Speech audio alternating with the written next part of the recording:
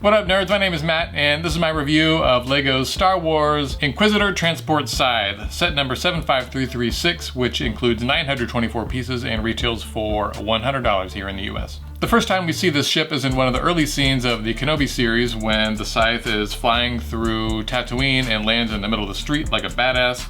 After it lands, out walks the Grand Inquisitor, Reva, the third sister, and the fifth brother, who doesn't have a name, because he's not cool enough to have a name. Maybe he has a name. And so just to recap for anyone who may not have seen the Kenobi series or isn't like a big Star Wars nerd, the Inquisitors are basically Jedi hunters. They are mostly former Jedi who ended up siding with the Empire after Order 66 happened, so now they work for Darth Vader and Palpatine to hunt down and kill the remaining Jedi. If the Inquisitor ship looks at all familiar, this ship looks a lot like similar ships we've seen in the past from the Empire, and looks a lot like Vader's palace on Mustafar with the spires. So if you turn this ship upright, it actually resembles a lot of Sith architecture. Looking at the box art, we see the Imperial Scythe flying above Tatooine, and then we see Kenobi and Darth Vader in the lower left corner, showing that this is part of the Kenobi series. In the lower right, we see the minifigures that come with the set, and that includes old Ben Kenobi, not Obi-Wan Kenobi, the Grand Inquisitor, Reva, the third sister, and the fifth brother.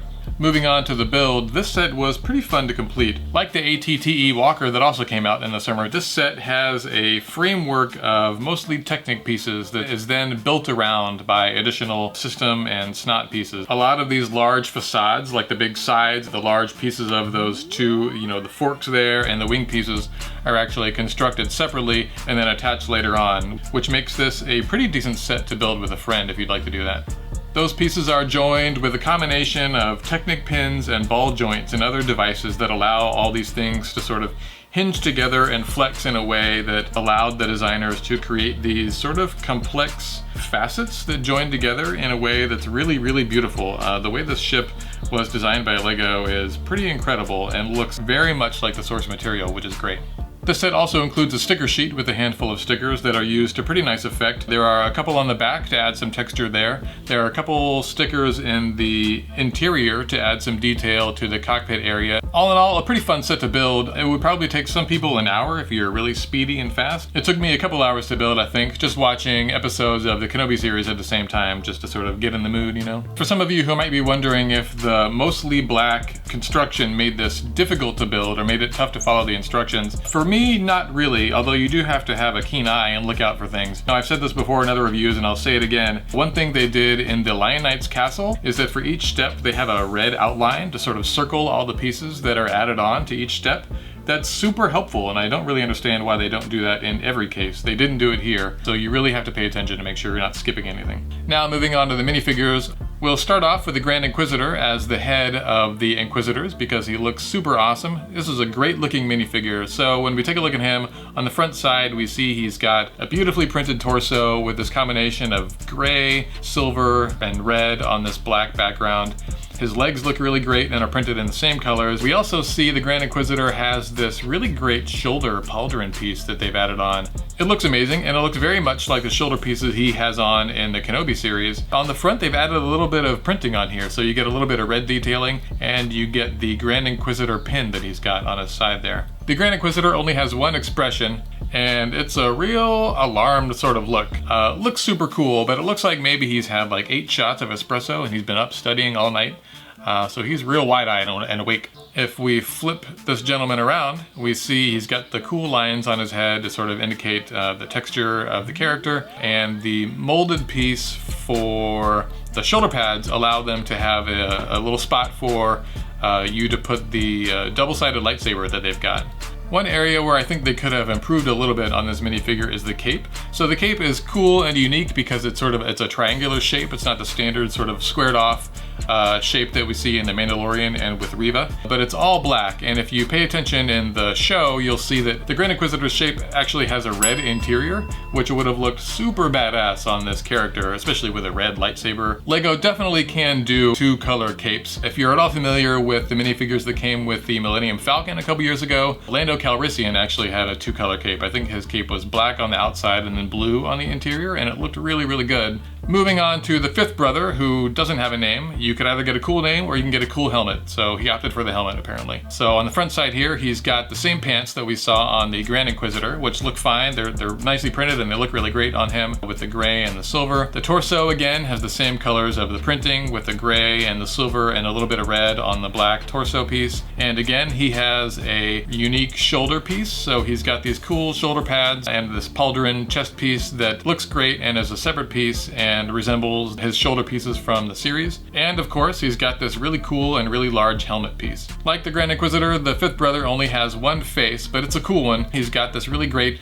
sort of light gray-green skin and a sort of like annoyed but slightly vacant stare in his eyes. If you turn the fifth brother around to the back, you'll see that he's again got this space for the dual-sided lightsaber. He looked a little stiff, like he walked a little stiff in the show, so I don't really know. I don't know how flexible he is, like if he can reach that. It seems like a really impractical place to put like a lightsaber, honestly. Like, I don't know how low that is, but I feel like it'd be hard to reach. What if you're walking around town, you're in Tatooine, and someone runs up behind you and grabs your lightsaber? You're gonna get in trouble. There's paperwork to be filled out and no one's gonna be happy about it. That happened one time to the ninth brother. He eventually left. He retired from being an Inquisitor because he couldn't handle the pressure.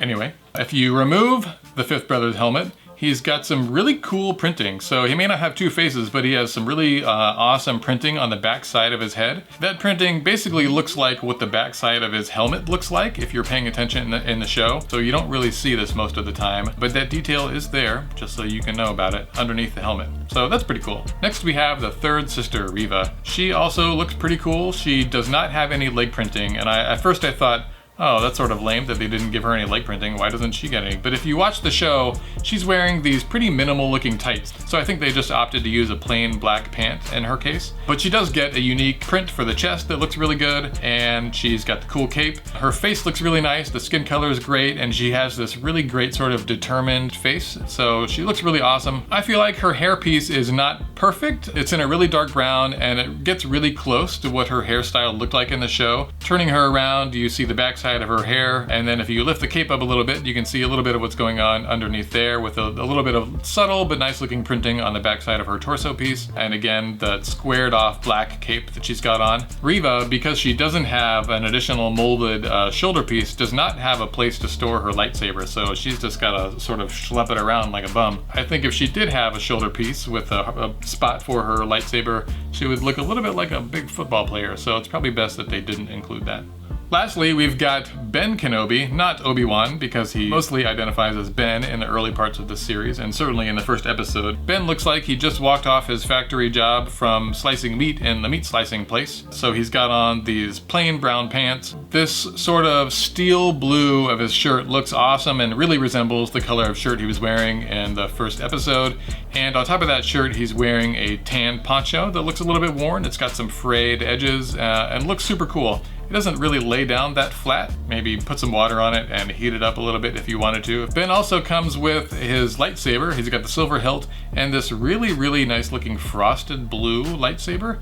Ben's hairpiece is a reddish brown that's sort of swooped back, and it looks a lot like what we see him sporting in the show, so that's nice. And you'll notice if you take his hairpiece off that Ben Kenobi is the only one of the minifigures that comes in this set to have two faces. If we turn Ben around to the back, we'll see that he's got this very focused and angry sort of fighting face, like he's getting ready to kick some Vader ass. Maybe not in the first half of the season. By the time we come around to the second half of the season, he's in a fighting mood.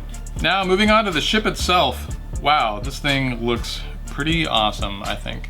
So this ship is a super cool design. You know, it's all black, which already looks pretty cool, I think, but the way that they've incorporated elements of the sort of Sith design aesthetic looks really, really cool. They've got the spires with a fork at the front, with the wings that fold up and down, all these angles coming together in really cool ways. I think this ship looks really, really cool, and it looks really great on display too. You can walk around to any angle and they all look really, really good. And all these angles come together with no seams, really. I mean, everything meets in such a clean, nice way. The job that these designers did on this set looks really, really good in my opinion. I think if you're a mock builder, it would be pretty tough to outdo this given the piece count. So if you remember from the first episode, when this ship landed in the middle of the street on Tatooine, a platform came down and allowed the Inquisitors to walk out. So you can sort of recreate that scene a little bit. So if you fold down the front here and then fold this piece up a little bit, there's just barely probably enough room for a minifigure to sort of stand in there and not walk through, but to sort of stand and look like they're exiting the ship in a natural way. So that's pretty cool.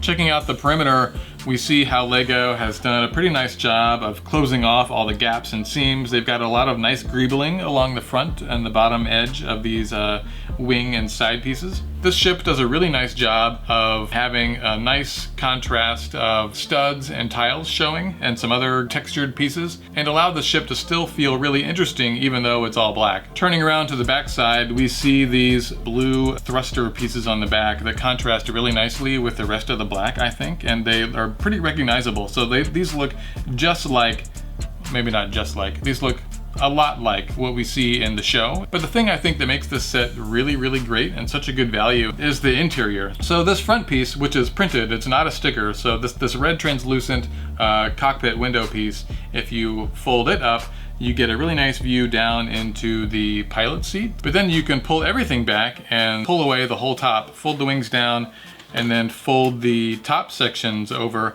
and then you get complete access to a really complete, detailed looking interior. It's really, really great, I think, to get a full interior on a ship like this with less than 1,000 pieces and $100.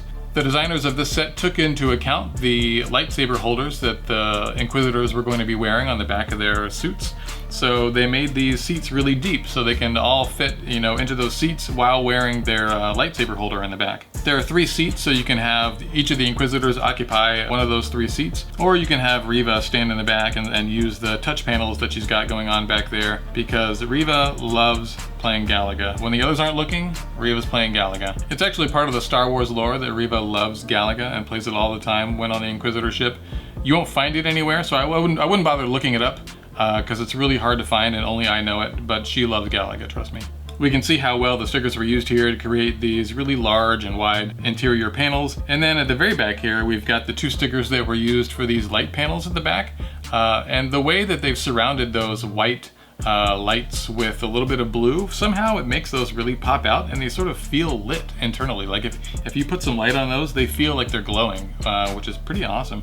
And I think it looks a little bit funny, but if you want to use it in this way, there are enough jumper plates back here with some empty studs to store all of the lightsaber blades in those studs. I think it looks a little funny to have like a little forest of lightsaber blades poking up, but if you are really into having everything that comes with the set stored in the set somehow, then you can do that. So if we fold this all back up, fold the side panels down, fold the back down, and then the cockpit down there, we can then pick it up. This ship, I will say, is a little bit like a porcupine or an armadillo. You sort of have to figure out the best way to get under it. Once you do, you can grab these Technic bars and it's pretty easy to swoosh around and move around. You know, you've got a lot of freedom of movement. I don't know if it makes that sound. Maybe it does. It probably does. It looks great. You know, I think the ship looks awesome in flight mode. Just the shape of it looks super cool. Also, the landing gear looks really accurate to what you see in the show. The one thing I'll say that's a little unfortunate about this ship is that the landing gear are always down, so there's no way to fold them away. I have seen other videos where they do a really nice job of modifying the landing gear so that it does fold away, and those look like pretty easy modifications to make, so I'll try to link a video below, but otherwise they're gonna be down all the time. So, you know, $100 isn't nothing, but compared to a lot of other sets now, I feel like this set is actually a pretty good value for the money. So, you know, you have a ship like the Justifier, which was much bigger obviously, but I think less cool looking, for $170. The ATTE Walker, which again I think is really cool, but that's $140. Given all the other ships that were available in 22, this is probably my favorite as far as like value and what you get and the minifigures that you get. I think this selection of minifigures is the best of the entire year. I think we probably haven't seen a set of minifigures this cool, in my mind, since the Bad Batch shuttle. I actually have the Bad Batch shuttle in the other room in a box. I haven't opened or built it yet. Lastly, we've got the stud shooters on the wing here. You know, they look a little bit blocky and they're not my favorite thing, but they work well. I think stud shooters are these stud shooters? I don't know what the fuck they're called. If I were to put this on display, I would probably just take those off. They're not necessary, even though shooting them is kind of fun. So that about wraps it up for me, guys. I think if I were gonna buy only one set from summer of 2022, this is probably the set that I would get. But let me know what you think in the comments below, and let me know what set you'd like to see me review in the future. I also want to say thanks so much for the support. I've only been doing this for a couple months now. I've got a few hundred subscribers, which is really great. I'm creeping my way to 1,000, trying to get there, and I appreciate everyone who's commented and liked and watched and subscribed. So until next time, later nerds.